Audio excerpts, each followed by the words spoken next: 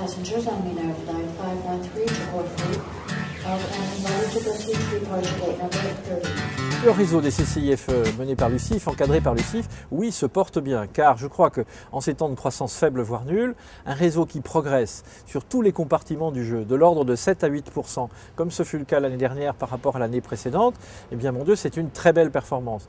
Alors progresser, nous recrutons plus, ce sont nos collaborateurs, nous recrutons plus, ce sont nos membres, donc ce sont aussi ceux qui contribuent aux côtés des collaborateurs à la vie des chambres et à cet échange biculturel qui existe dans la plupart des pays. L'activité, le chiffre d'affaires, les recettes progressent elles aussi de l'ordre de 8%. Et donc le tout ayant dépassé 50 millions l'année dernière, ce qui fait de nous de très loin, de par la taille mais aussi de par la performance, le plus important réseau, puisqu'aucun réseau ne réalise des volumes d'affaires comparables. Le deuxième aspect qui pour moi est un signe de bonne santé, ce réseau s'autofinance, donc sur fonds privés, à hauteur de 97%. Plus de 15 000 entreprises françaises à l'étranger connaissent et utilisent le réseau des CCI françaises à l'étranger.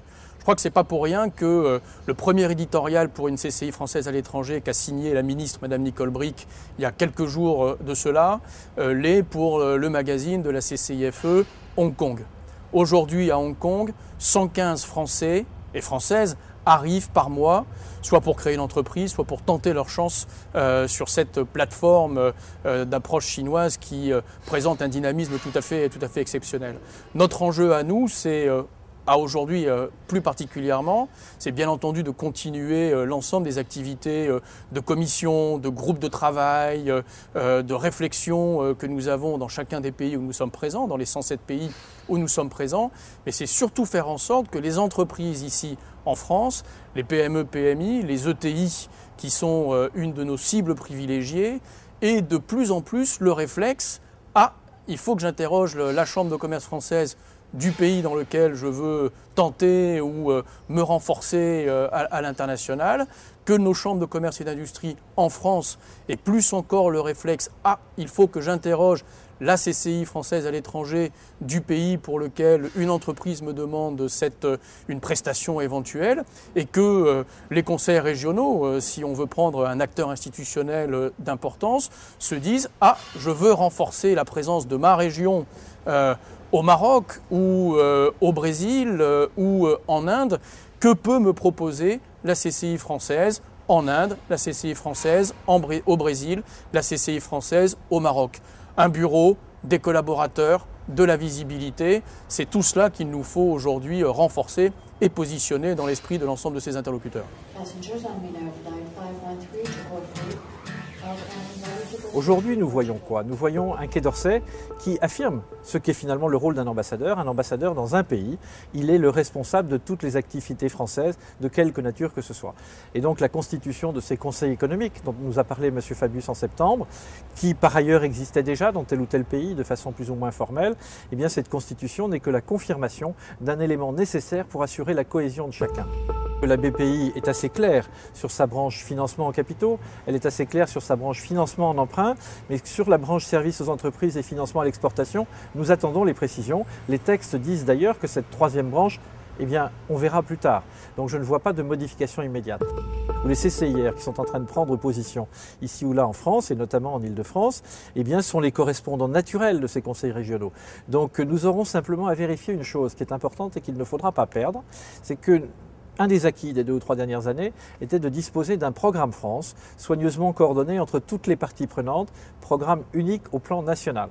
Et je ne voudrais pas que les quelques mouvements régionaux qui sont en train de se faire ici ou là aboutissent à l'émanation de 22 programmes des régions France qui viendraient de nouveau ajouter un peu de complexité et de confusion dans la tête de nos concurrents et partenaires étrangers. UbiFrance vient de vivre une période compliquée puisque pendant 3 mois, UbiFrance n'avait pas de président et que le Parlement n'avait pas désigné le parlementaire.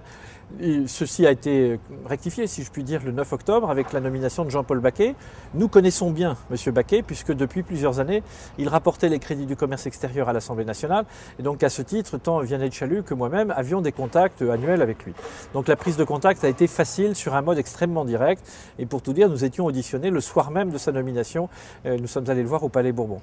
C'est un homme pragmatique qui connaît les sujets, qui a sur les régions une vision qui ne manque pas d'un tout petit peu de distance, donc nous n'aurons pas de difficulté à faire en sorte que chacun trouve sa place. Et puis la chose la plus intéressante sur UbiFrance, c'est que après avoir l'année dernière confirmé le principe des DSP, puisque vous le savez, nous sommes passés d'un pays, le Maroc, depuis 2006-2007, à 7 pays l'année dernière, qui sont en train de se mettre en place progressivement.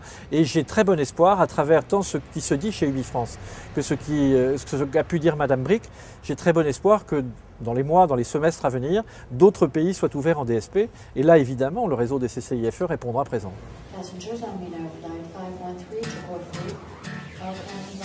Se renforcer, c'est d'abord renforcer la connaissance du réseau des CCI françaises à l'étranger, c'est renforcer notamment toutes nos actions de communication et toutes nos actions de lobbying.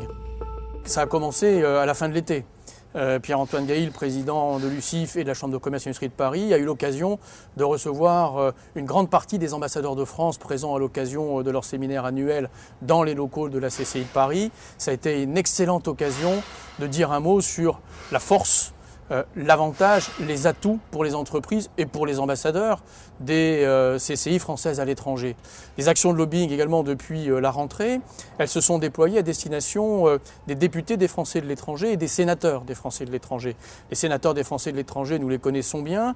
Les députés des Français de l'étranger, eux, viennent d'être très récemment élus. Ils ont été reçus par le président de l'UCIF. On leur a présenté le réseau.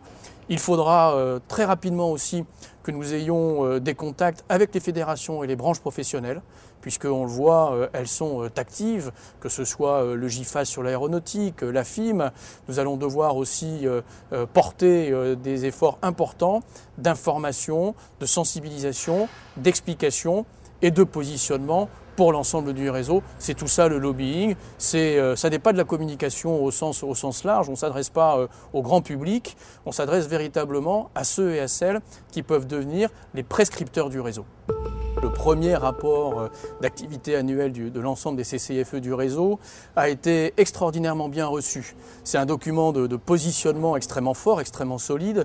Il a été envoyé bien entendu à tous les ministres du gouvernement, il a été envoyé à tous les présidents de conseils régionaux, il a été envoyé à de très nombreux préfets de régions et de préfets de départements, parce qu'il est important que l'ensemble des acteurs institutionnels puissent savoir l'ensemble des activités d'animation, de conseil, de formation que mènent les CCI françaises à l'étranger.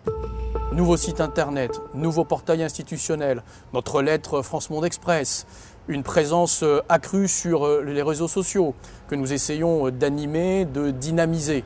Nous sommes aujourd'hui sur le CIAL, nous étions sur le salon Classe Export. Nous avons des projets de participation à des programmes de télévision qui pourraient être intéressants.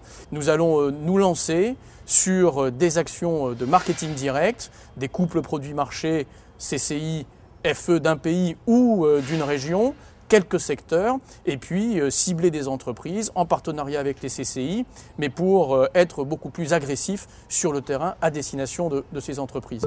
Nous devons renforcer nos réunions de zone, nous devons renforcer la communication et le partage de savoir-faire entre CCIFE du réseau, et nous devons renforcer le professionnalisme, continuer à faire en sorte que ce soit à Johannesburg ou à Pékin, le même cahier des charges qui s'applique aux entreprises, la même méthodologie d'accompagnement et que l'on continue là aussi à renforcer les services longs d'appui aux entreprises, le portage salarial, la domiciliation qui fait aujourd'hui toute la différence du réseau. Continuons de faire bien et très bien ce que nous faisons depuis maintenant plusieurs années, certainement dans l'évolution de notre gamme de services et de prestations.